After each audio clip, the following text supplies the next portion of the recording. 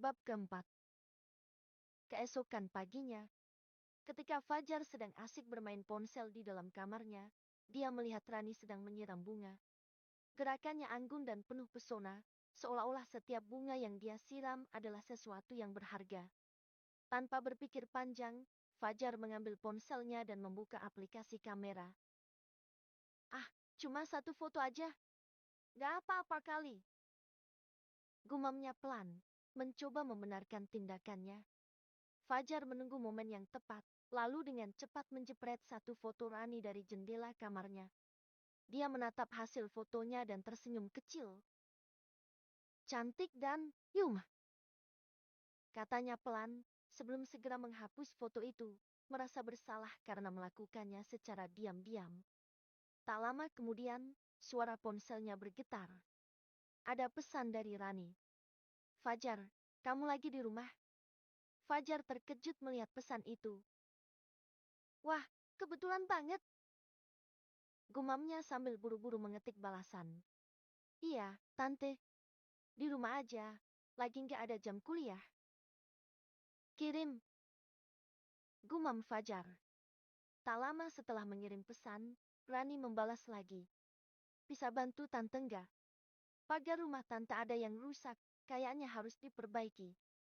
Fajar tersenyum lebar. Dia segera merespons. Boleh, Tante. Aku ke sana sekarang. Dengan cepat, Fajar merapikan penampilannya, lalu keluar dari rumah dan menuju ke rumah sebelah. Ketika sampai, Rani sudah berdiri di dekat pagar yang rusak, menunggunya. Fajar, makasih ya udah mau bantuin. Sapa Rani dengan senyum hangatnya. Gak masalah, Tante. Lagian aku juga gak ada kerjaan. Bingung kalau lagi libur gini mau ngapain. Jawab Fajar sambil mendekat. Rani menunjuk pagar yang rusak di bagian bawah. Ini nih, beberapa bagian kayunya mulai lapuk.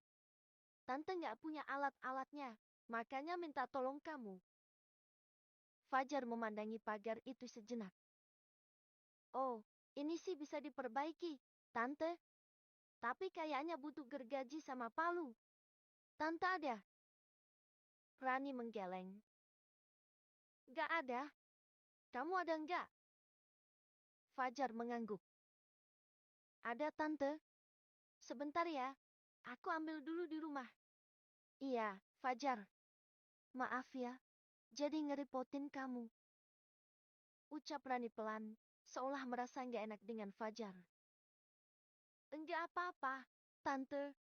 Enggak ngerepotin kok. Aku ambil alatnya dulu ya. Ucap Fajar, lalu segera bergegas kembali ke rumahnya setelah mendapatkan anggukan dari Rani. Setelah mengambil alat-alat yang diperlukan, Fajar kembali ke rumah Rani. Saat dia mulai bekerja memperbaiki pagar, Rani duduk di teras sambil memperhatikannya. Kamu udah pernah perbaiki yang kayak gini sebelumnya? Tanya Rani sambil memperhatikan Fajar yang tampak serius. Pernah, bantuin bapak kos dulu. Lagian nggak terlalu susah kok, tinggal ganti kayu yang rusak aja. Jawab Fajar sambil fokus pada pekerjaannya. Rani tersenyum mendengar jawaban itu.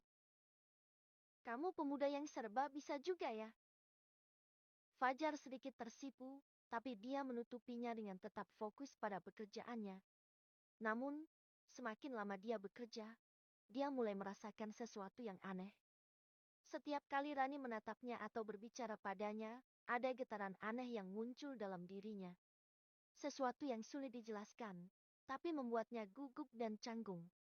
Biasanya, dia tidak terlalu gugup terhadap seseorang wanita, tapi di hadapan Rani, semuanya terasa berbeda.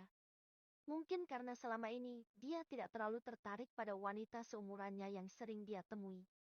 Sementara itu, dari teras, Rani sesekali mencuri pandang ke arah Fajar. Memperhatikan cara pemuda itu bekerja yang membuatnya terkesan. Ada kedewasaan dalam diri Fajar yang membuatnya merasa nyaman. Fajar, kamu mau minum dulu? Tante buatkan es teh ya. Tawar Rani sambil bangkit dari tempat duduknya. Fajar menoleh dan tersenyum tipis. Boleh, Tante.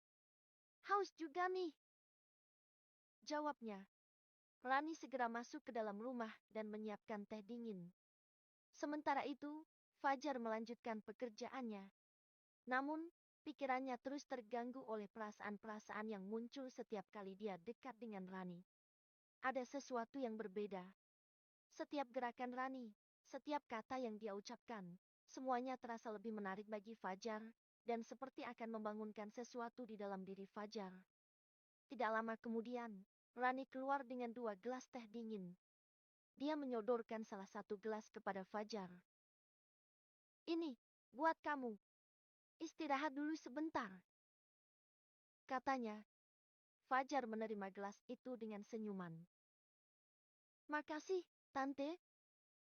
Mereka duduk berdua di dekat pagar yang sedang diperbaiki. Sesaat suasana menjadi hening, hanya ada suara angin yang berhembus lembut. Fajar merasa jantungnya berdetak lebih cepat dari biasanya. Dia ingin mengatakan sesuatu, tapi tidak tahu harus memulai dari mana. Kamu memang suka bantu orang ya, Fajar? Tanya Rani tiba-tiba, memecah keheningan. Enggak juga, tapi kalau tante yang minta tolong, aku pasti bantu kok. Jawab Fajar sambil menatap teh di tangannya, berusaha mengalihkan perasaannya yang mulai tak terkendali. Rani tersenyum. Kamu bisa aja, tapi tante beruntung juga ya, punya tetangga seperti kamu. Kalau nggak ada kamu, mungkin pagar ini nggak bakal selesai-selesai. Fajar hanya tertawa kecil. Ah, tante yang bisa aja. Mereka kembali terdiam, namun suasana di antara mereka terasa semakin intim.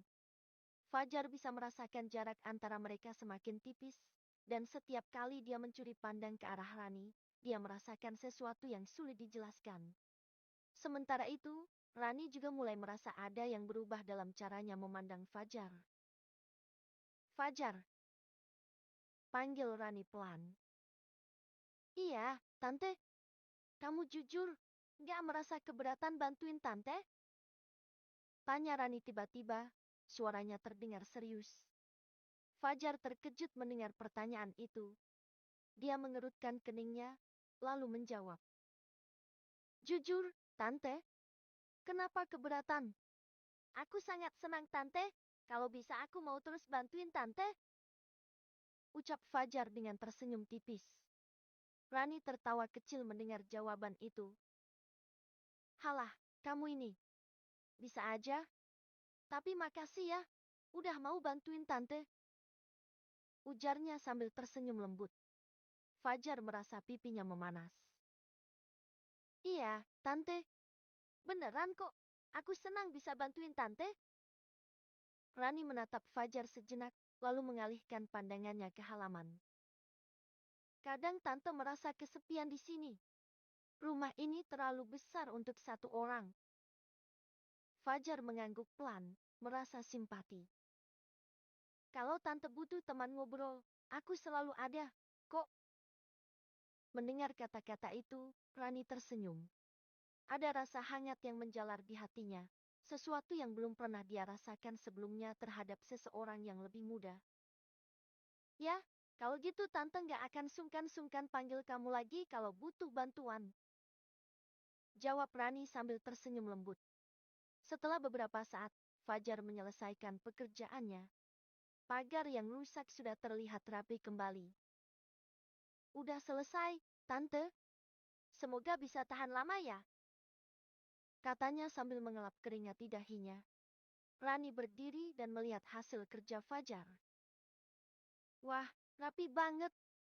Makasih banyak ya, Fajar. Tante nggak nyangka, pemuda yang berkecukupan seperti kamu bisa ngerjain yang kayak gini.